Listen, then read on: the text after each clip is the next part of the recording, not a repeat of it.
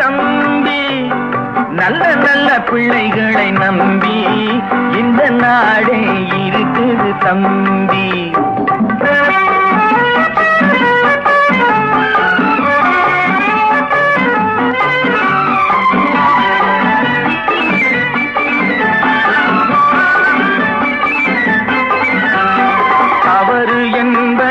தவறு செய்வது தப்பு என்பது தெரிந்து செய்வது.